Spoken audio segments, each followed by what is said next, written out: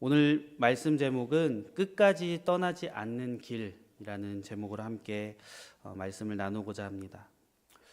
어떤 길을 떠나지 않는 길이라고 말을 하고 있는 것일까요?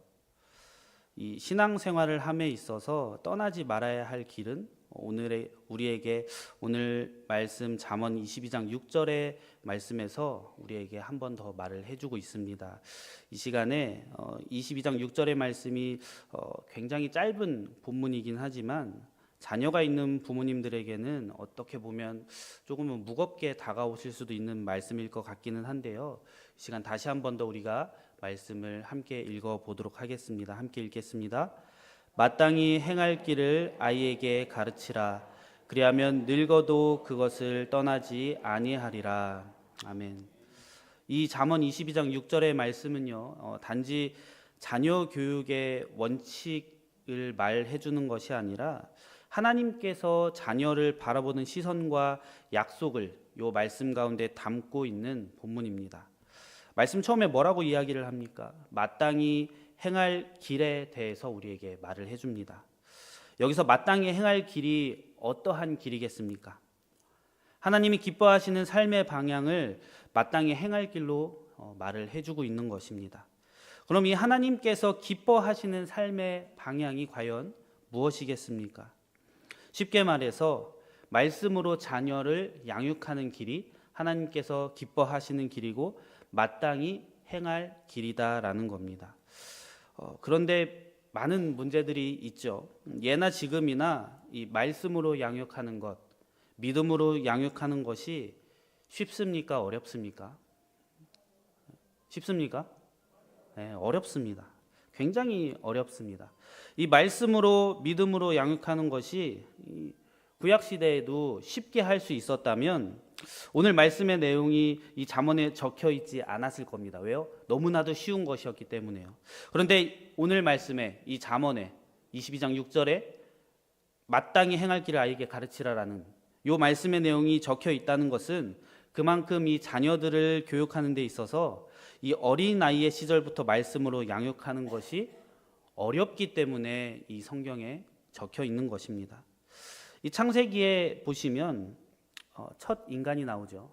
아담과 하와가 나옵니다. 이 아담과 하와는 말씀으로 자녀를 양육했을까요? 못했을까요? 어땠을 것 같습니까? 반반일 거예요.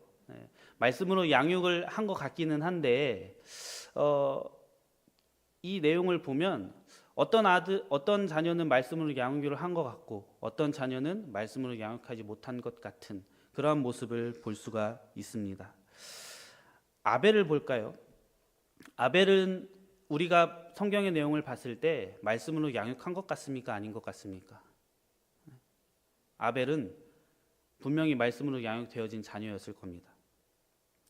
그럼 반대로 가인을 한번 생각해 볼까요? 가인은 어떠한 죄를 범했습니까? 인간들 가운데 첫 살인을 범했던 그러한 아들이었죠. 이 아담과 하와의 죄가 그대로 흘러 들어가서 인류 최초의 살인을 저지르는 그 죄를 이어받은 사람이 가인이 되었습니다.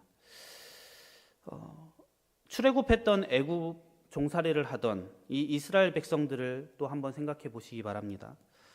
그들이 애굽을 탈출하고 광야 생활을 하면서 어떠한 생활을 했습니까? 처음에는 이 하나님의 부르심을 받았던 이 모세를 아주 잘 따랐고 또 말씀으로 함께하는 삶을 살았습니다. 그런데 점점 불평과 불만이 쌓여가고요. 지도자 모세를 원망하기까지 하고 급기야 이 광야 생활 가운데 우상까지 만들어서 섬기는 그 죄를 범하게 됩니다.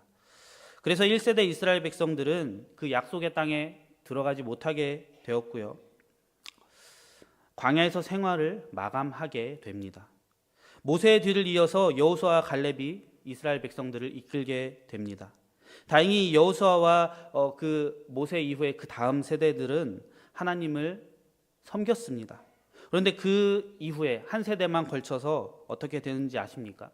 여호와 하나님을 알지 못했고 여호수아 이후로 이스라엘 백성들은 또 어떻게 되냐면요.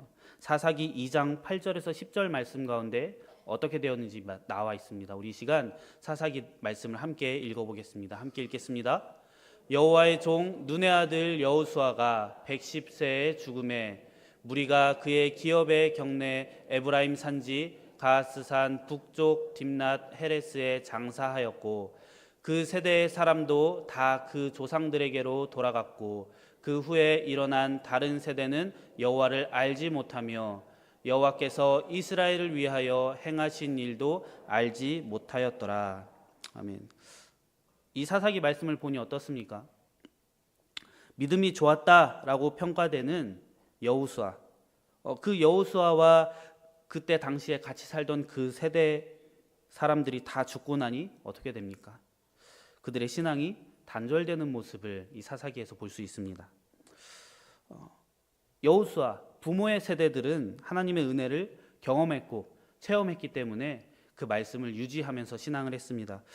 그런데 그 경험을 자녀들에게 제대로 전하지 못하고 결국 자녀들은 하나님을 알지 못하게 되는 그런 일이 생겼기 때문에 이 오늘 함께 읽은 이 잠언 22장 6절의 말씀이 정말 중요한 말씀이다라는 겁니다.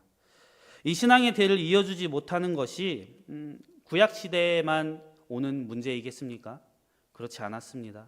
신약 시대에도 있었고요. 지금 오늘날 우리가 살아가는 이 세상에서도 동일하게 존재합니다.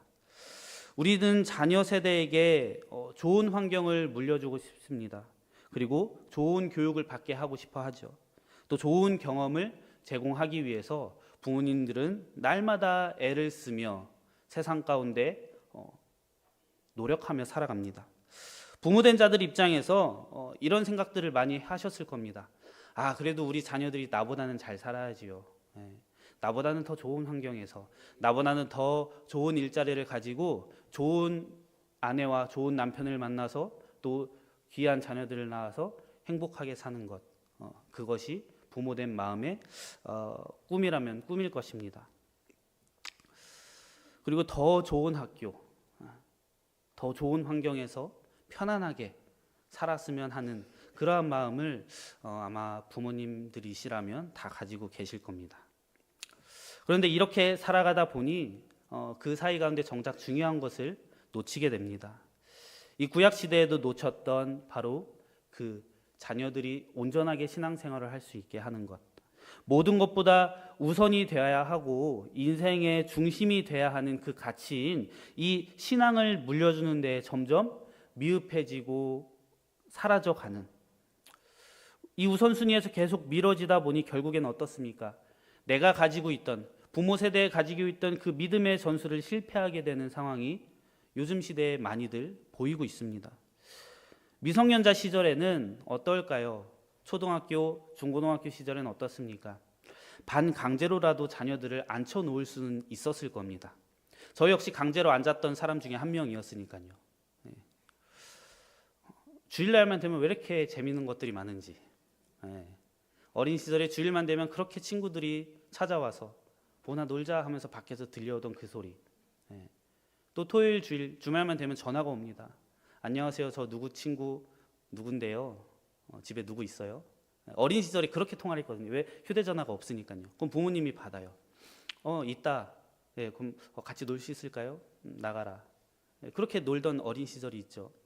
또 주일만 되면 TV에 왜 이렇게 재밌는 게 많이 하는지, 꼭 예배 시간은 꼭 겹쳐서 그런 것들이 나오는지, 어릴 때 많이 봤던 디즈니 만화 동산이라는 게 있어요. 그거 보면 예배 지각하거든요. 그럼 그거 보다가 부모님한테 혼나고 또 예배 가는 그러한 일, 어린 시절에 그런 추억 아닌 추억이 있었습니다. 미성년자 시절에는 그런 것들이 있을지라도 어쨌든 부모님이 꾸짖음을 하든 혼내든 강제로 데리고 가든지 해서 예배 자리에 앉혀는 놓습니다. 자, 그런데 고등학교 이후에 성인이 되어서는 어떻습니까? 강제로 한다고 듣습니까? 듣는 자녀들은 듣기는 하지만 한 절반 정도는 이제 부모님의 말을 듣지 않는 그러한 상황에 오게 됩니다. 단순히 젊은 사람들이 신앙적인 방황을 하고 있는 게 아니라 결국에는 내가, 그리고 우리가 가지고 있는 그 믿음의 전수가 성인이 되어서는 들어가지 않고 실패하고 있다라는 증거가 될 것입니다. 왜 그렇습니까? 전부 다 그렇게 생각하지는 않지만 오늘날 부모 세대들은 이러한 마음이 있을 거예요. 자녀들에게 신앙을 강요하지 말자. 왜요?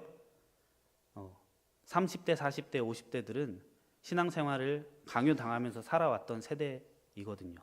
저 역시도 그랬고요. 그런데 그렇게 생활을 하다 보니까 은연중에 내가 만약에 자녀를 낳으면 나는 이렇게 강제로 키우진 않으리다 라는 그게 마음 가운데 있다 보니 아이가 싫다면 그래 안 가도 돼.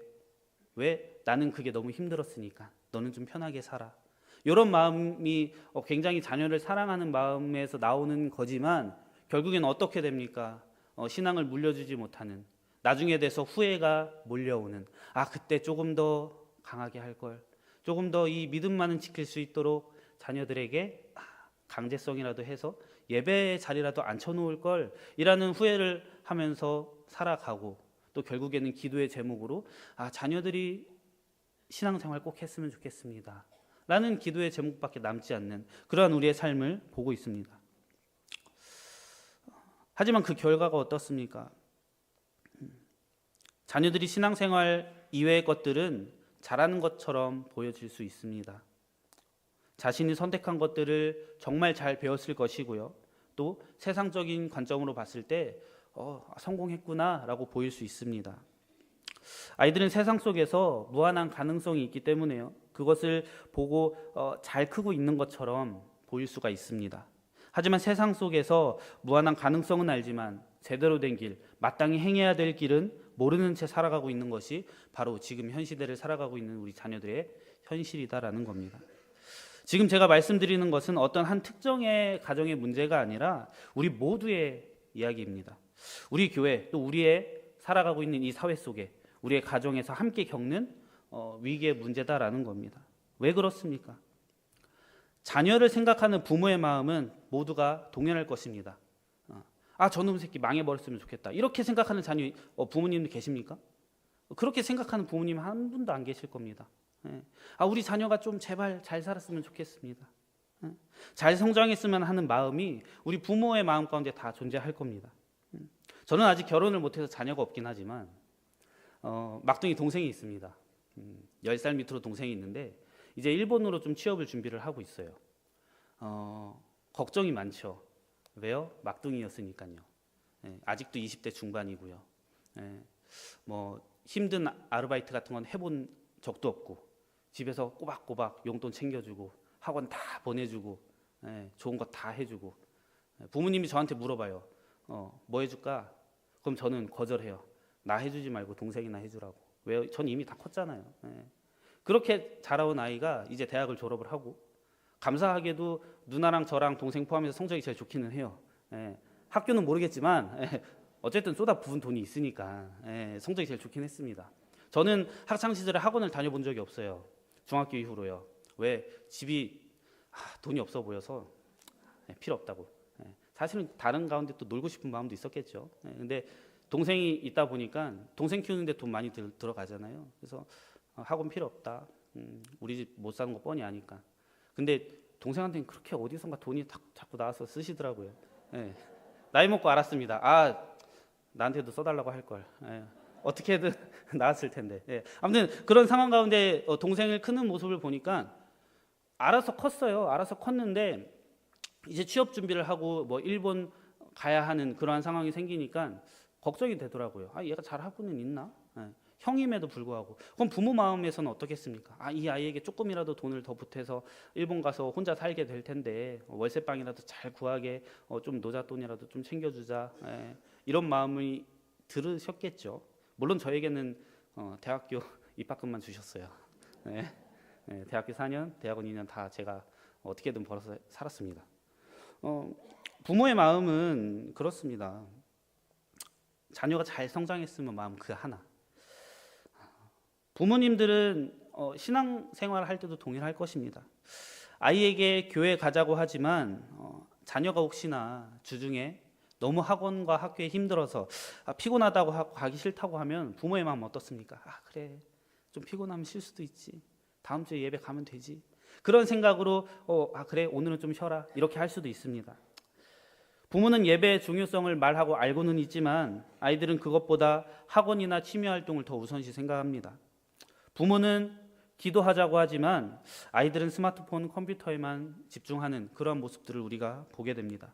이러한 상황들이 지속되다 보니까 어느덧 이 부모 세대 역시 과연 이 잠언 22장에서 말하고 있는 마땅한 길이 어떠한 길인가 헷갈리기 시작합니다. 확신을 갖지 못하게 됩니다. 입시, 취업, 성공이라는 그런 목표 앞에서 이 신앙이라는 우선순위가 점점 밀려나고 있는 그런 현실을 우리가 마주하게 됩니다. 이렇게 우리는 자녀 교육이라는 그 이름 아래에서 이 믿음이라는 것과 또 세상에서 말하고 있는 그 성공이라는 가치 사이에서 끊임없이 줄다리기를 하는 모습을 발견을 하게 됩니다.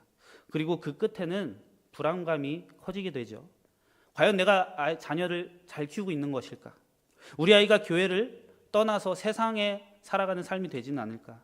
믿음 없이 세상에만 적응하는 그러한 사람이 되어서 나중에 내가 바라고 있던 잘 성공하고 예배에 잘 나오는 그런 자녀의 모습이 없어지면 어쩌지? 부모의 가슴에는 늘 그런 염려가 넘치게 되는 이 세상이 되었습니다. 그런데 참 신기하고 감사한 것은요, 하나님께서는 염려하고만 있으라고 말씀하지 않으십니다. 오늘 말씀에서 우리에게 그 답을 알려주십니다. 마땅히 행할 길을 누구에게 가르치라고 합니까? 오늘 말씀에서 아이에게 가르치라고 하지요. 그리하면 늙어도 그것을 떠나지 아니하리라 라고 말씀합니다. 오늘 말씀 본문 자체가 하나님께서 우리 자녀들을 양육하는 방식을 보여주는 그 말씀의 본문입니다. 말씀을 어떻게 하라고 합니까? 어떻게 하라고 합니까? 잠언에서 말씀을 아이에게 가르치라고 합니다. 그냥 성경책 들고 가서 야 너 이거 읽어 이렇게 하라는 게 아니라 부모가 직접 자녀들에게 성경을 가르치라, 말씀을 가르치라라고 이야기를 합니다. 아이가 말씀을 볼 때까지 그냥 기다리라고 하는 게 아니라 잘하겠지 기대하지 말고 직접 가르치라라는 겁니다. 아이가 아직 어릴 때 마음이 조금이라도 열려 있을 때 그 영혼의 문이 하나님을 향해 열려 있을 때 아이에게 말씀의 씨앗을 심어 놓으라라는 겁니다. 성경에서 여러 곳에서 부모의 그 교육 책임을 강조를 하는데요. 신명기 6장 7절에 보면 이렇게 말씀을 합니다. 함께 읽어볼까요? 내 자녀에게 부지런히 가르치며 집에 앉았을 때든지 길을 갈 때든지 누워 있을 때든지 일어날 때든지 이 말씀을 강론할 것이며. 아멘. 내 자녀에게 부지런히 가르치라라고 말씀합니다. 또 에베소서 6장 4절에도 비슷한 말씀이 있습니다. 함께 읽겠습니다. 또 아비들아 너희 자녀를 노엽게 하지 말고 오직 주의 교훈과 훈계로 양육하라.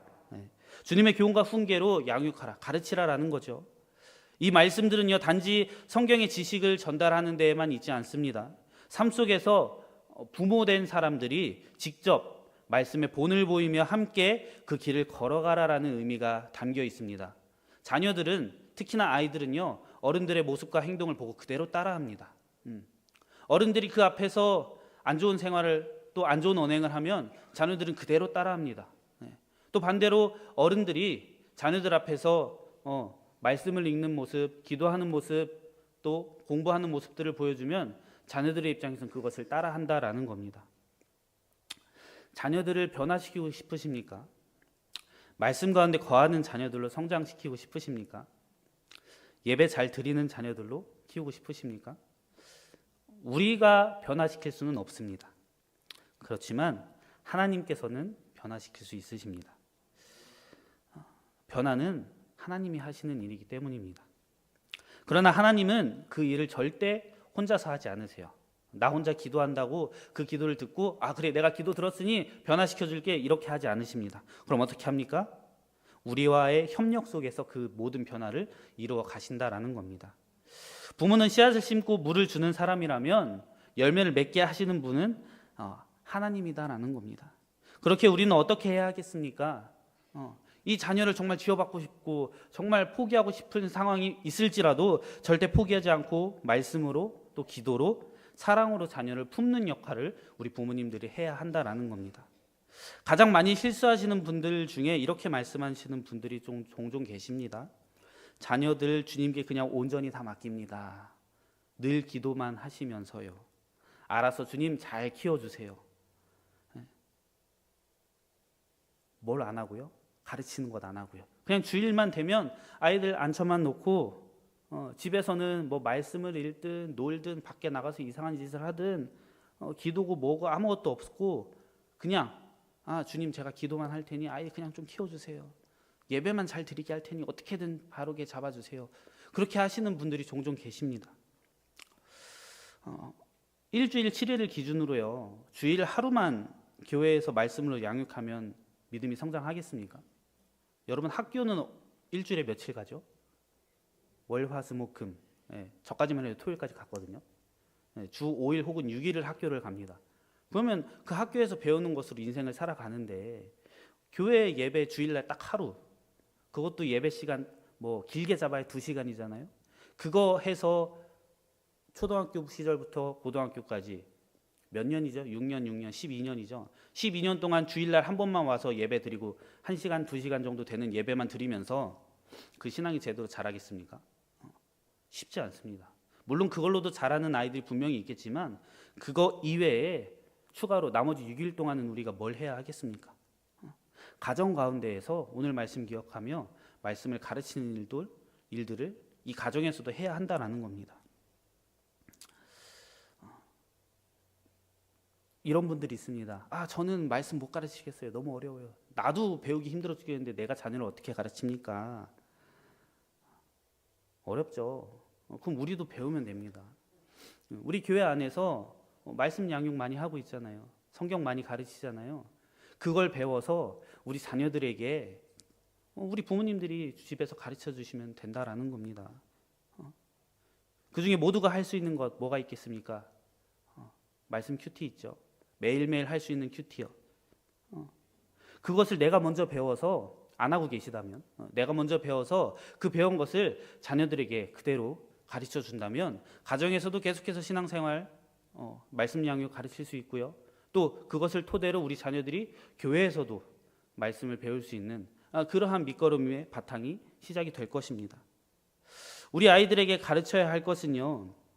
단지 성공이 아니라 바로 이 믿음의 기림을 기억하시기 바랍니다. 근데 그것은 하루아침에 이루어지지 않습니다.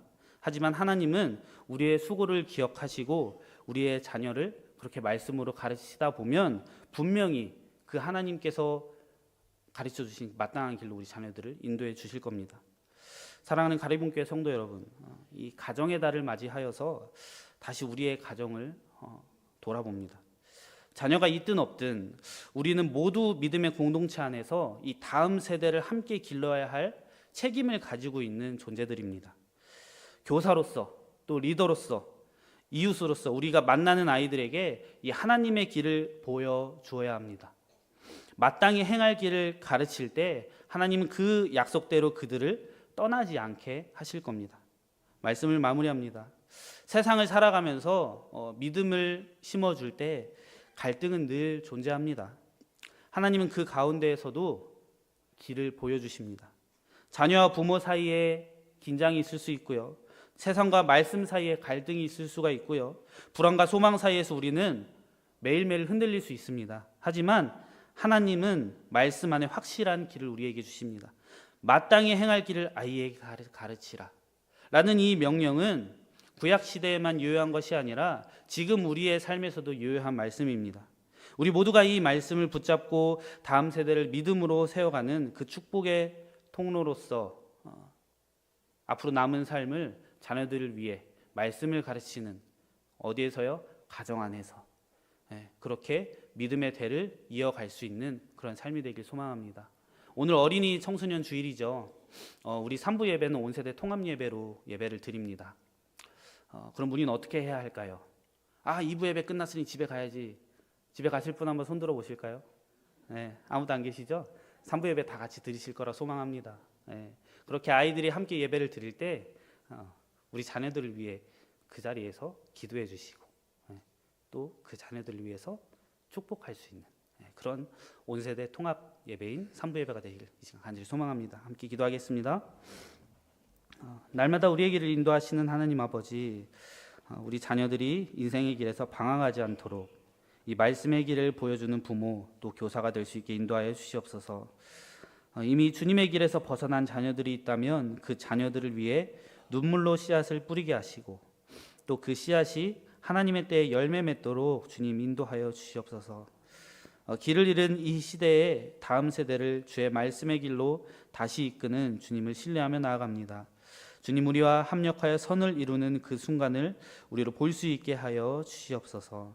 사랑이 많으신 예수 그리스도의 이름으로 간절히 기도드립니다. 아멘. 시간